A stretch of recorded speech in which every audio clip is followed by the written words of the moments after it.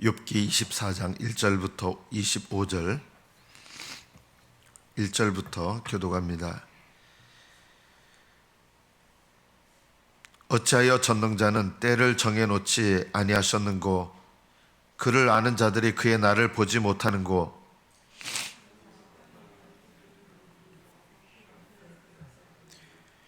고아의 나귀를 몰아가며 과부의 소를 볼모 잡으며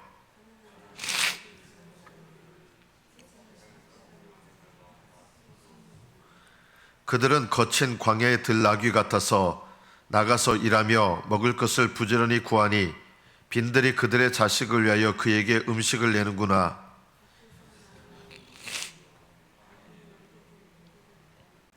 의복이 없어 벗은 몸으로 밤을 지내며 추워도 덮을 것이 없으며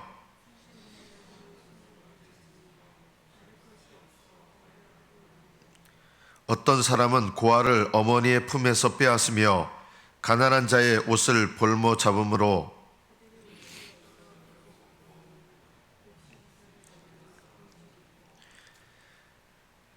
그 사람들의 담 사이에서 기름을 짜며 목말라 하면서 술틀을 밟느니라.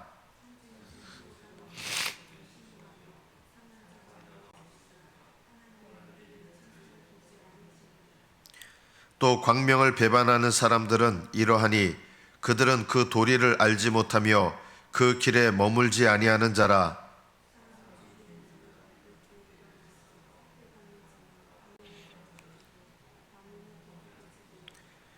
간음하는 자의 눈은 저물기를 바라며 아무 눈도 나를 보지 못하리라 하고 얼굴을 가리며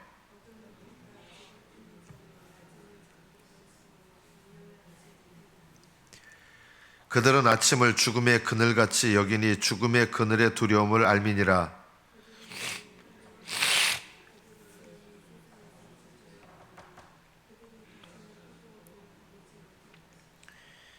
가뭄과 더위가 눈 녹은 물을 곧 빼앗나니 수월이 범죄자에게도 그와 같이 하느니라.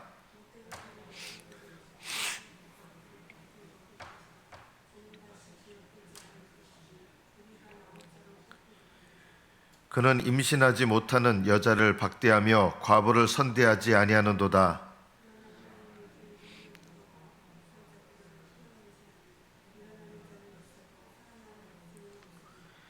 하나님은 그에게 평안을 주시며 지탱해 주시나 그들의 길을 살피시도다.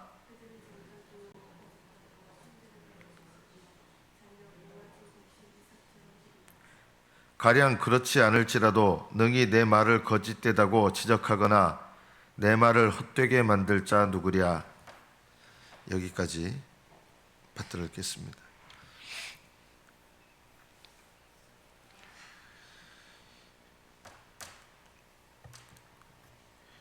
욥은 범죄자들에 대해서 하나님은 반드시 심판하신다는 것을 잘 알고 있습니다. 그리고 그들이 죽은 다음에는 수올, 음부로 들어가게 될 것이고,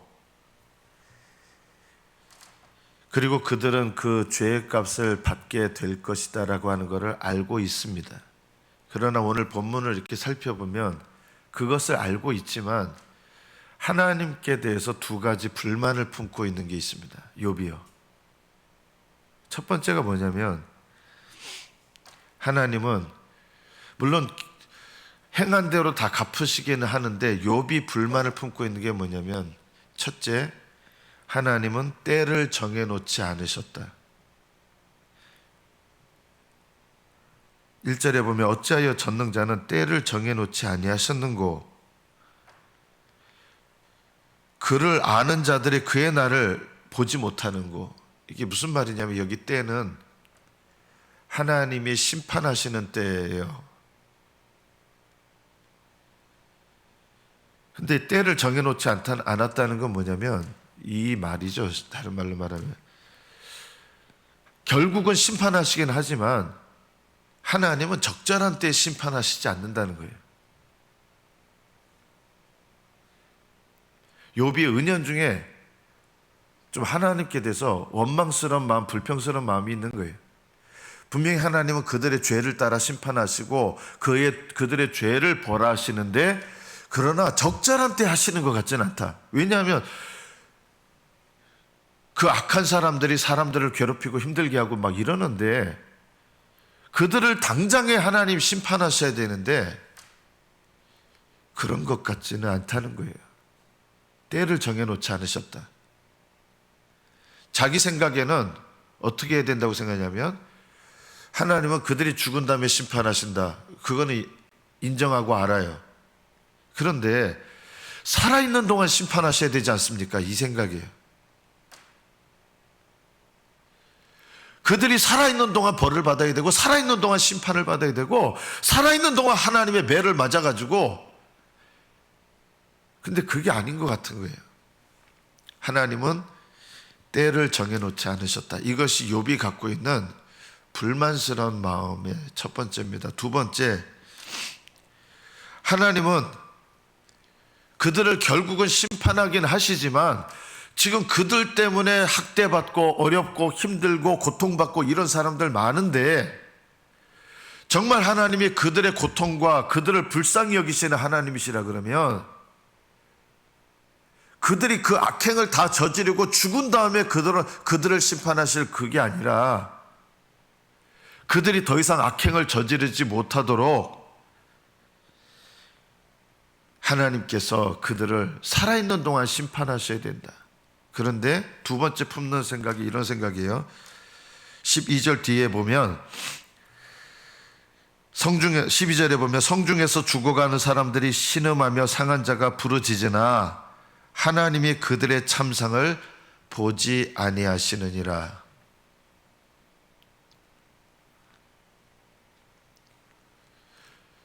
그 악한 자들이 죽은 다음에 심판받는 거는 알고 있지만, 그 악한 자들이 그렇게 악행을 저지르고 있어서 고통을 받고 있는 많은 사람들이 있는데, 죽은 다음에 심판하시는 건 맞지만 자기 생각에는 그 사람들이 더 이상 악행을 저지르지 못하도록 하셔야 되는데 그건 안 하신다는 거예요. 하나님은 그들의 참상을 보지 않으신다. 욥이 두 가지를 얘기하는 거예요. 하나님은 때를 정해놓지 않으셨다. 하나님은 그들의 참상을 보지 않으신다.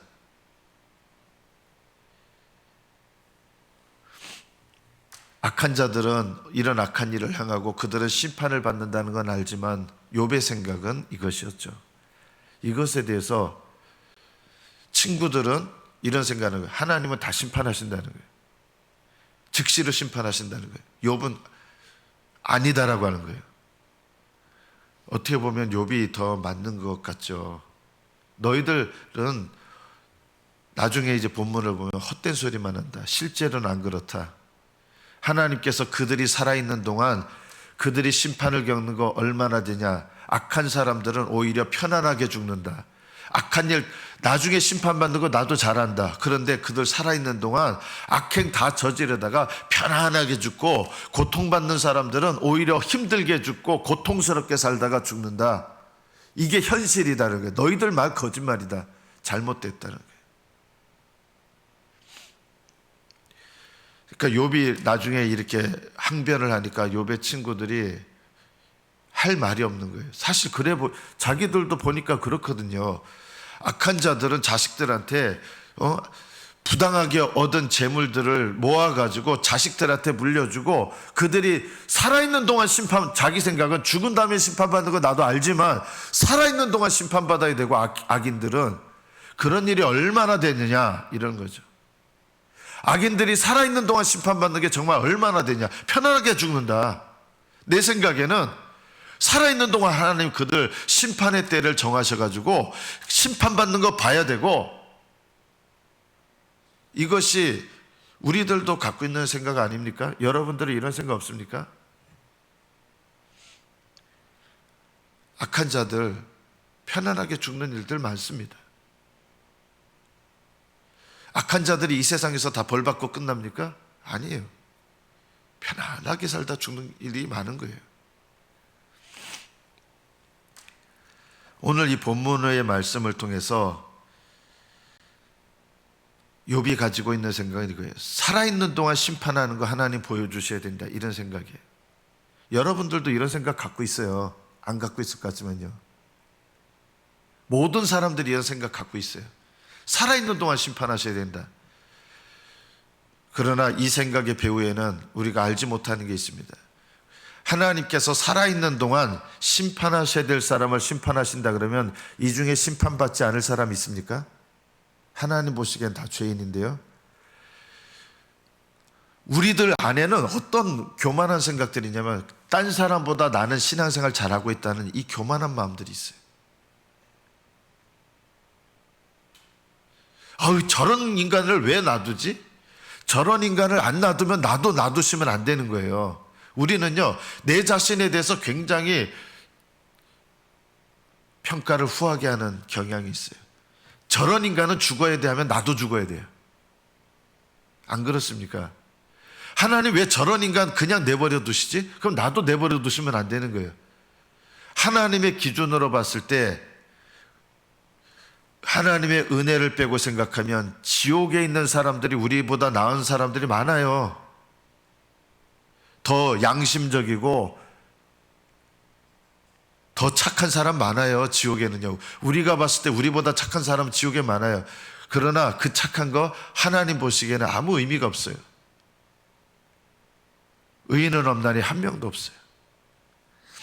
어떤 분들은 기도하실 때 하나님 왜 이런 거 그냥 내버려 두십니까? 욥의 마음 같은 거예요. 욥이 나중에 이거를 회개하게 돼요. 지금 광명을 배반하는 자들은 길을 알지 못한다. 그들이 어디를 가고 있는지 알지 못한다. 사람을 죽이는 자, 살인하는 자는 밝을 때 일어나서 학대하고 간음하는 자의 눈은 저물기를 바라고 아무 눈도 나를 보지 못하리라 하고 어둠을 튼다 집을 뚫는 자, 도둑질하는 사람들이죠. 이런 사람들 하나님 심판하신다 하는데 욥의 마음 한켠에 왜 이런 자들 살아있을 때 심판하셔야 안 됩니까? 라고 하는데 욥이 못 깨달은 것이 이거예요. 이들을 당장에 심판하셔야 된다 그러면 우리도 예수 믿는 사람들도요, 구원받을 사람 단 한 명도 없다. 하나님은 당장에 심판하셔야 될 걸 심판하셔야 된다 그러면 이 자리에 있는 여러분, 저는 그런 사람 아닙니다 할 사람 누구 있습니까? 한 명도 없어요. 우리는요, 심판받아 마땅할 인생이다. 그런데도 우리도 우리 자신을 돌아봐야 돼요. 저런 인간 왜 그냥 놔둬? 하나님이. 우리는 하나님께 대해서 이래라 저래라 하려고 하는 마음들이 참 있어요. 어제도 말씀드렸지만 하나님의 주권을 인정한다는 말은 어떤 뜻입니까? 하나님께서 악한 자를 당장에 심판하지 않으신다 하도 하나님은 선하시다, 의로우시다. 우리 마음 한켠에 뭐가 있어요? 하나님은 저 사람 저거 당장 심판하셔야 되는데 지금 당장 심판하지 않으면 이해할 수 없어. 하나님, 그게 어떤 마음이 우리 안에 숨어 있는 거예요? 하나님 지금 심판하셔야 될 걸 심판하지 않는 잘못을 저지르고 있어. 이런 말하는 것과 똑같은 거예요. 신앙생활 하다 보면 하나님 어떻게 저런 인간 그냥 내버려 두지? 저런 건 좀 하나님 치셔야 되는데. 그런 마음이 바로 어떤 마음이에요? 하나님 보고 이래라 저래라 하는 거예요. 이게 얼마나 교만한 마음입니까? 우리는요, 착한 척하면 안 됩니다. 제가 보면은 이렇게 좀 착하신 분들은 저는 착한 사람 한 명도 없다. 우리가 보통 착하다고 하는 사람들을 어떻게 해야 합니까? 남들이 보기에 착하다고 이렇게 하니까 남들이 보기에 악하다고 하는 반응을 못할 뿐이에요. 그런데 속으로는 분을 품고 있어요. 그거 착한 거예요? 착한 것도 어떻게 보면요, 외식이에요.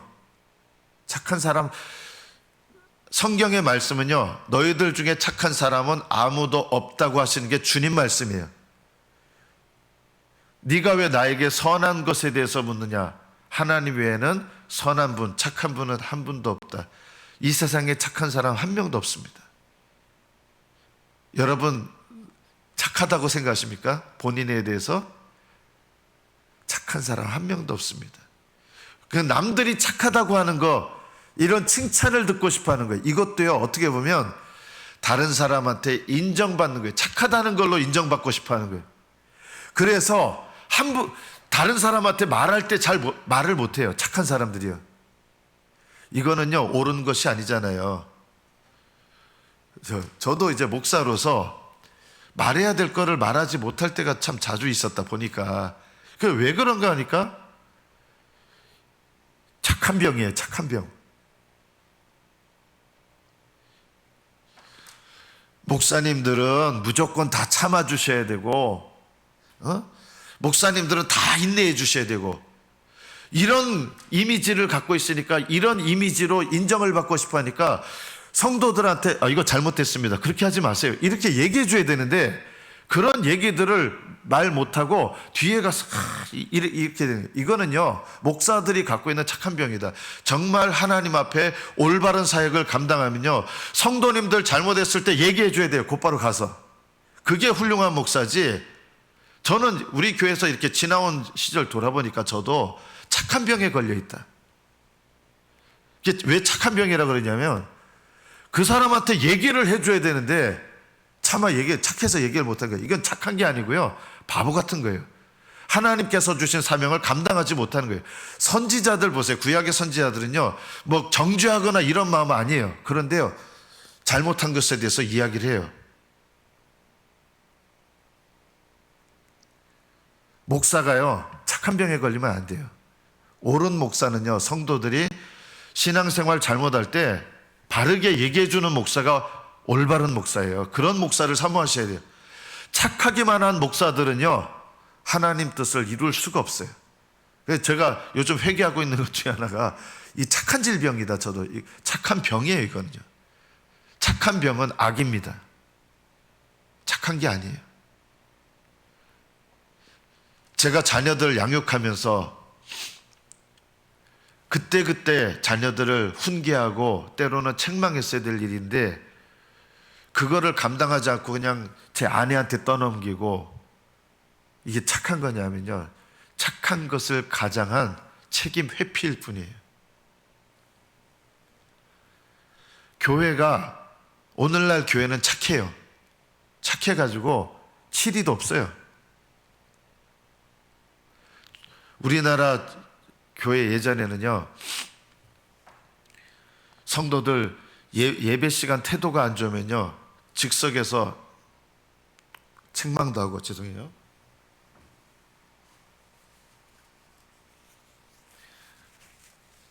예배 태도가 안 좋거나 그러면 뭐라 그러고, 주일 예배 빠지면 어떻게 하시려고 그러냐고. 요즘 주일 예배 한번 빠졌다고 그냥 막 목사가 뭐라고 책망하면요, 교회가 여기밖에 없나 하고 가버려요. 딴 데로요. 책망받기 싫어하는 시대예요. 그러니까 목사님들도 착해요. 얘기를 못해요. 그게 훌륭한 목사입니까? 신앙생활 옳게 하지 못하는 거, 기도생활, 예전에는 성도들이 기도생활 게으르게 하면 막 목사님들이 뭐라 그랬어요. 요즘에는 기도생활을 안 한다고 목사들이 헐 이러잖아요. 그러니까 목사님들이 다 착한 병에 걸려서 성도들을 책망할 수 없어요. 다 성도들이 목사한테 뭐라고 권면하는지 아세요? 제가 우리 교회에서도 여러 번 들었어요. 목사님 잘한다 잘한다 하세요, 이러는. 우리 교회에서도 여러 번 들었어요. 목사를 권면해요. 목사님 잘한다 잘한다 하세요, 그러라는. 참 교회가요, 이게 얼마나 중한 병에 들렸는지 몰라요. 잘한다 잘하는 거, 이거는요, 저기 그 깐난쟁이 때나, 어이구 우리 애들이 어느 정도 잘하면 책망도 해야 되고 해야 되는 거예요, 부모가요. 그냥 무조건 잘한다 잘한다 이런 식으로 하면 버릇없는 애들 되는 거예요. 신앙생활은요, 우리 속에 있는 거, 영적인 사춘기도 있어요. 막 반항하고 그럴 때도 있고요. 그럴 때 올바르게 권면하고 가르쳐 줘야 돼요. 도덕적인 죄에 대해서, 신앙적인 죄에 대해서 분명하게 얘기하고 꾸짖을 줄 아는 분위기가 좋은 분위기지. 그래서 우리나라도 신앙 제일 좋았을 때, 예전에는 목사님들이 뭐 예배 시간에 예를 들면 꾸벅꾸벅 졸면요, 일어나세요, 어디 예배 시간에 하나님 말씀 듣는데 어디 예배 시간에 좁니까 하고 일어나세요. 아이고 하면서 요즘에 뭐라고 하면 헐 그 다음 주부터 교회 안 나요. 오늘날 교회는 성령님께서 역사하실 수 없는 교회가 된 거예요. 성령님은 우리에게 죄를 깨닫게 하시고 그래서 신앙생활을 올바로 하게 하시는 이런 역사를 하시는데, 말씀을 전하는 저와 같은 목사들이 너무 착해 빠져가지고요, 성도들을 권면을 못해요. 신앙생활 잘못해도요. 그러니까 성도들이 신앙이 다 그냥 갓난아기 신앙에 머무를 수밖에 없는 것이죠. 갓난아기 신앙에서 갓난아기를 어떻게 권면합니까? 저는 개인적인 생각입니다. 요즘에는 굳이 그렇게 장로 뽑을 필요도 없다. 장로를 뽑는 가장 중요한 이유 중에 하나는 목사 혼자서 교회가 불어나면 7일을 다 못하잖아요. 그러니까 성도들 중에 대표로 해서 30명당 예를 들어 이렇게 뽑아가지고 목사가 사람이 많아지면 다 7일 못하니까 7위에서 성도들의 신앙을 돌아보며 바로잡고 말을 안 들어먹으면 목사님께 알려가지고 성도들을 바로 이렇게 권면하도록, 이런 것이 원래 장로의 역할이에요. 가장 중요한 7위예요. 왜 장로를 뽑냐면 제일 중요한 게 7위 하는 거거든요. 요즘은 7위 안 하잖아요. 굳이 그렇게 장로를 뽑아야 될 이유도 없어요. 오히려 예전에 우리나라도 처음 신앙생활 제일 잘할 때는요, 장로님들이 권사님 신앙생활 왜 그렇게 합니까? 왜 이렇게 요즘 기도생활 안 합니까? 왜 성도들한테 그렇게 본이 되지 않습니까? 이렇게 얘기하면 잘못했습니다, 이런 분위기인데, 요즘은 그런 얘기했다가는 내가 교회 와가지고도 이런 얘기 들어야 되는가? 막 이러면서 듣지 않는 분위기예요. 그래서 요즘에는 권위도 없고 영적 권위도 없는 시대가 된 것이죠. 이 욥의 마음 가운데 하나님을 향해서 본인은 올바르다고 생각했는데 하나님은 때를 정하지 않으셨는가 어찌하여 심판하셔야 되는데, 하나님은 왜 심판하실 때가 됐는데 저런 사람들 그냥 내버려 두시는가? 하나님은 왜 이런 참상을 그냥 보고만 계시는가? 하나님께 대해서 이 원망하는 마음을 욥은 갖고 있었던 거예요. 그런데 이거는 잘못된 생각이에요. 만약에 욥이 생각하는 것처럼 그렇게 하면 욥 자신도 동방 모든 사람 중에서 가장 훌륭한 사람이었지만 욥도 하나님의 심판을 피할 수 없는 사람입니다. 욥은 나는 딴 사람보다 더 낫다고 생각하는 은연중에 그런 마음이 있었어요. 물론 욥은 겸손한 사람이고 경건한 사람이에요. 그러나 하나님의 절대적인 기준을 적용시킨다 그러면 욥도 하나님 앞에 심판받을 수밖에 없는 죄인이란 것을 알아야 될 죄인입니다. 우리는 하나님의 은혜가 아니었다면 당장에 심판받을 죄인입니다. 하나님 은혜가 아니었다면 하나님께 살아있는 동안 내일로 미뤄지잖아요. 오늘 당장 하나님께 심판을 받아야 될 죄인들이에요. 그러나 하나님은 오래 참으시는 거예요. 우리 각자에 대해서. 욥은 왜 저런 사람들 그냥 내버려 두시지 했는데 욥은 나중에 회개해요. 하나님은 우리 자신에 대해서도 오래 참고 계시는 것이다. 나에 대해서도 하나님은 구원하시고 사랑하시기 때문에 나에 대해서 오래 참고 계신다. 이것을 알아야 됩니다. 말씀을 맺습니다. 우리는 하나님이 일하시는 것, 하나님의 기준 잘 모르는 거 많이 있습니다. 그러나 우리들이 가져야 될 생각, 정말 날마다 반복해야 될 생각이 이것입니다. 하나님은 100% 오르십니다. 나는 몇 퍼센트 죄인입니까? 이것도 늘 기억하십시오. 하나님은 100% 오르시고 그럼 나는요? 나는 100% 죄인입니다. 이것을 결코 잊어서는 안 됩니다. 저 사람은 70% 죄인이고 저는 60% 죄인입니다. 이런 생각들이 우리 안에 뼛속 깊이 박혀 있습니다. 아닙니다. 우리는 100% 죄인입니다. 이것을 잊지 마십시오. 나는 다른 사람보다 신앙생활 잘하기 때문에 나는 90% 죄인이고 저 사람은 100% 죄인입니다. 그렇지 않습니다. 우리는 각자가 100% 죄인입니다. 그리고 죄인인 것을 알고 회개하면서 하나님께서 주신 사명 때문에 사랑하는 마음으로 권면할 때 권면하는 겁니다. 이것이 하나님께서 우리에게 원하시는 거예요. 그래서 우리는 이것을 꼭 세 가지: 비방하지 마십시오. 비판하지 마십시오. 비웃지 마십시오. 해야 될 것이 있습니다. 체휼하십시오. 그리고 권면하십시오. 사랑하는 마음이 있어야 권면입니다. 권면하십시오. 그리고 책망하십시오. 사랑이 있어야 책망입니다. 사랑이 없다면 책망이 아닙니다. 책망과 판단은 거의 비슷해 보이지만 책망은 사랑에서부터 시작하고 판단은 미움에서부터 시작하는 것입니다. 비방과 판단과 그리고 심판하는 것, 이것은 우리가 해야 될 일이 아닙니다. 욥에게도 심판하는 마음이 있었던 거예요. 이거는 내려놔야 됩니다. 그리고 사랑하는 마음 가운데서 체휼하시고 사랑으로 권면하시고, 아무것도 권면은 이거는요, 착한 것을 가장한 인정 욕구입니다. 착한 거가요.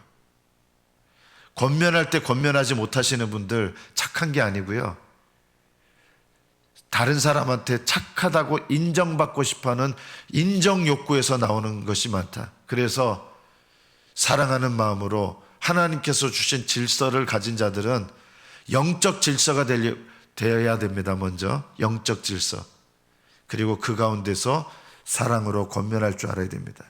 저는 우리 교회가 이런 교회가 되기를 바랍니다. 사랑 안에서 권면하고 사랑 안에서 책망하고, 그러나 사랑 안에서 함께 아파할 줄 아는 체휼도 있는 공동체, 이런 공동체가 되기를 하나님은 원하십니다. 욥은 옳은 마음은 있었으나 그러나 하나님 앞에 자신도 죄인이라는 것을, 그리고 심판의 때는 하나님께 있고 하나님은 어떤 일을 하셔도 의로우시다, 이것을 욥은 아직 알지 못하고 있었습니다. 하나님은 100% 옳으시고 나는 100% 죄인입니다.